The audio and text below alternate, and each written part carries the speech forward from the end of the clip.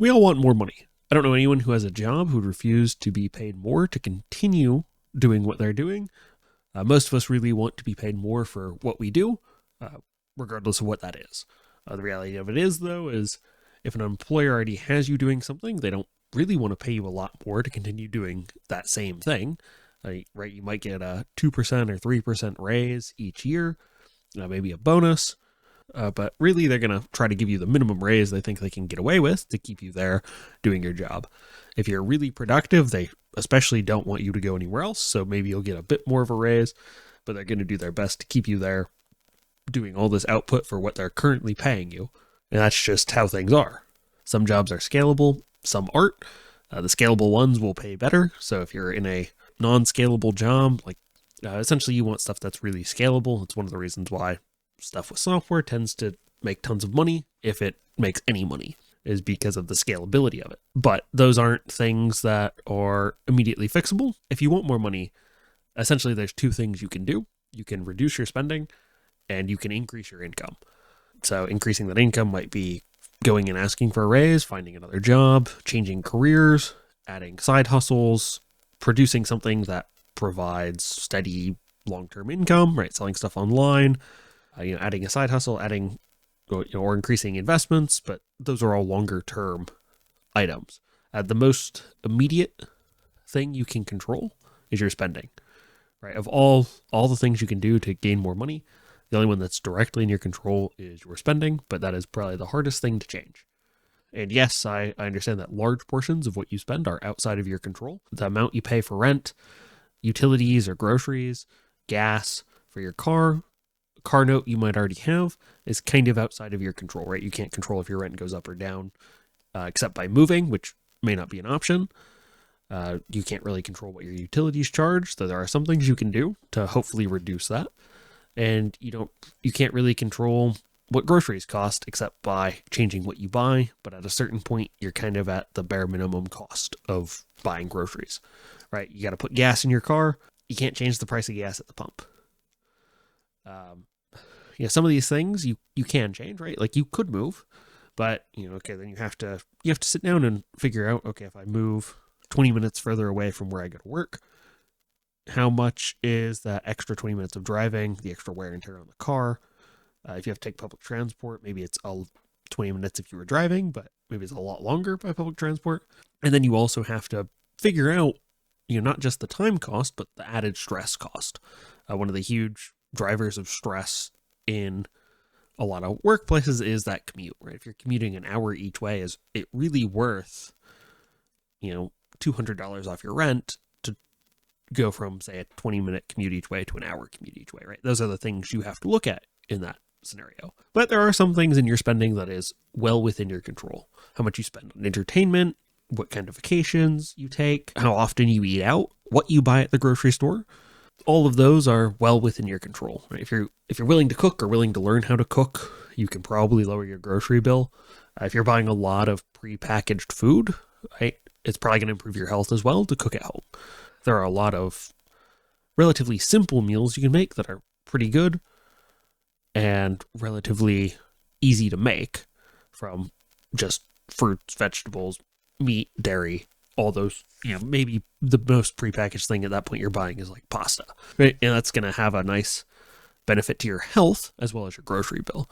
A lot of the prepackaged stuff, even if you buy at like a Sam's Club or Costco or other wholesale place, they're still more expensive than buying meat. For instance, at Sam's Club, meat prices are a lot lower per pound than at, say, Walmart, since those are sister companies there. Even at, Kroger or Target, the meat price at Sam's Club or Costco is going to be lower because you're buying in bulk. That adds another problem, right? You need to have room in the freezer to store some of this stuff longer term, or room in your house for other perishable items, right? If you buy paper towels in bulk, you have to store the remainder of them than if you bought a smaller package, but you pay less per unit of paper towel in that instance. Same for, as I mentioned, the meat cost is probably lower, but you're buying more of it in one go. So in the bill, it's higher, but it's going to last you a lot longer, provided you actually eat it, right? If you're not going to cook, there's no reason to be buying groceries. It is a lot healthier to eat stuff you cook and you know everything that's gone into it. There's no picking up an extra 300 calories from extra oil in it that's not on the menu there. And that's not to say that some of those pre-made meals aren't still useful, right? It can be useful to have a couple of those because that's still going to be cheaper than eating out because you're not paying somebody to prepare it for you. But the cheapest would probably be buying your produce and meat and cooking at home.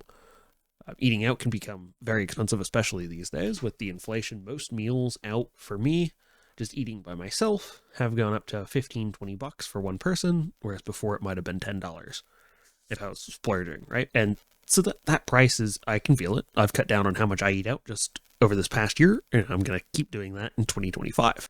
And you probably have a rough idea of where your money's going, but unless you really know where it's going, it's really hard to make those changes to your spending. If you don't have any idea of how much you're spending on eating out, maybe it's, I eat out, 3 times a week, but you don't know how much you're spending. Or, I have to pay $1,000 on a credit card every month. You can kind of have a vague idea of how much you're spending, but if you don't track it, you can't really know precisely where you're at. Maybe you're not spending a ton of money at the grocery store, but you're spending tons of money eating out. But are you eating out fast food? Are you eating out at restaurants? Are you taking friends out every week, right? Unless you kind of break those things down, you're not going to really know where that money is. So I track my spending. I use an Excel spreadsheet. You could use Google Sheets or any other free kind of spreadsheet-like system. You could do it on pen and paper if that's easier. If you have a credit card and you only use that one credit card, some of them will break it down for you. When I track my spending, I track it in broad categories, right? So I track it by groceries, by eating out, by entertainment, and then all my utilities. And bills go in a separate category in the same sheet. I don't go too specific on those, right? So I don't say, I ate out at, say, McDonald's 5 times this month and I spent, say, $100 at McDonald's. I don't do that. I do it just by, I ate out. This is the total cost of eating out.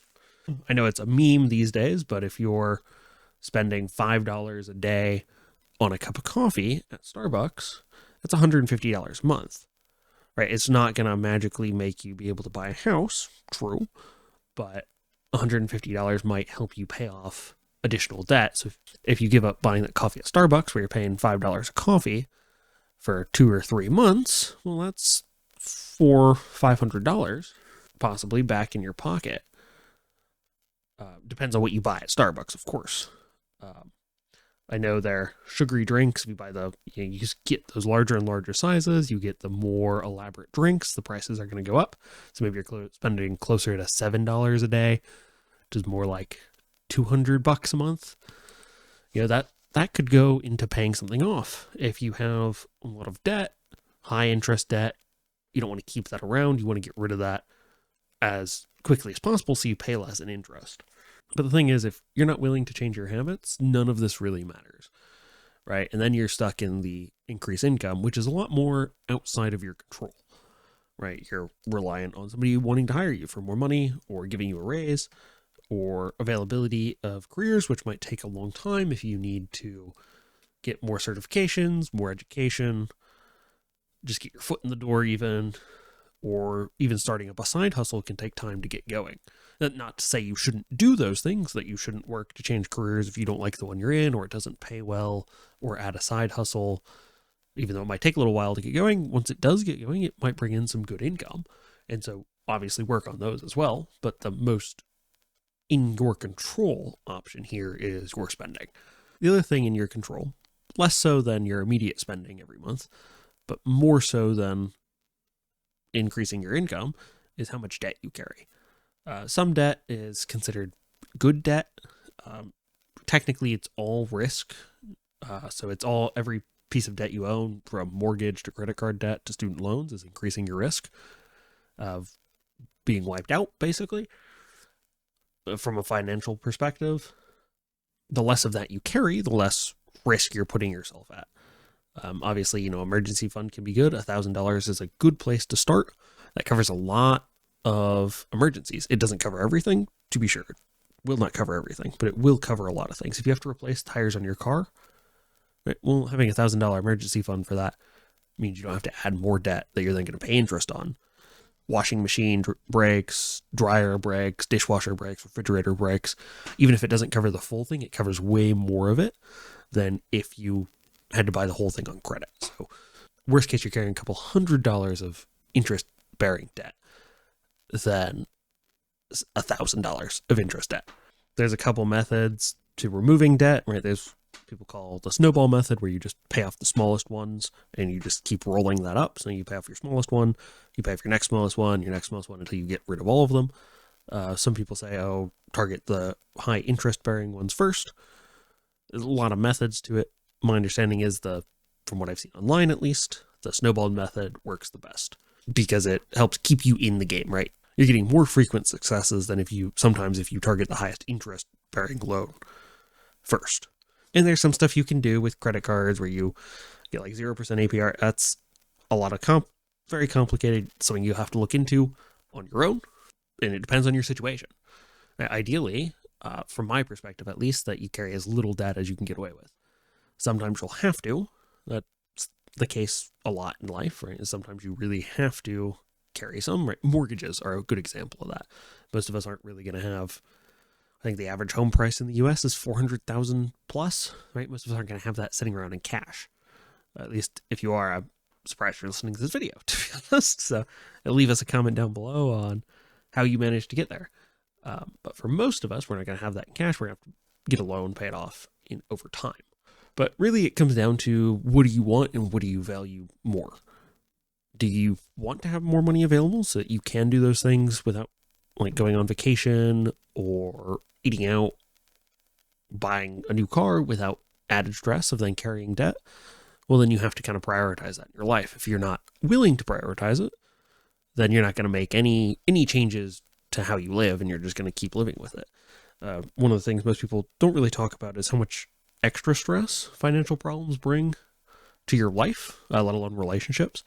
I think financial problems are one of the leading causes of divorce amongst married couples. Big thing people fight over, so they just don't lend money to your friends, because then you're going to fight with your friends over getting paid back and all that stuff. It really comes down to, what do you want? And you'll show yourself what you want. Even if you say, oh, I want to have more money, so I'm going to reduce my spending. Well, if you don't actually reduce your spending, you're going to know, well, do I really want that? Or am I just saying I want it? Maybe you want to want that thing. The spending is mostly in your control. Yeah, okay, what you pay for rent might be a little out of your control. You might be locked into a lease for a year and not be able to leave for, say, another 11 months at this point. But some of the other things are. Your discretionary spendings is in those things. And you can eat real cheap for a time, but there's simple stuff you can make for relatively cheap, where you can find a little bit more room in your budget. It all comes down to your choices. Do you want to have more money? Do you want to not have the added stress of debt in your life? If that's the case, then the first step would be to look at where you're spending your money and see where you can say, okay, I'm going to forego this thing. I'm going to change this habit. I'm not saying give up coffee, but maybe make coffee at home or buy coffee from McDonald's instead of Starbucks. There's some health benefits to that too, right? If you're, eating out all the time, eating at home is going to probably be a little healthier, most likely, especially if you're not buying processed foods. But it's really up to you. And that's what it comes down to, is what you want out of life is up to you, especially with money. What you do will show you what you value, whether or not you realize it, and it will show everybody else around you what you value. So that's all I've got for this week. I'll catch you next week with another video.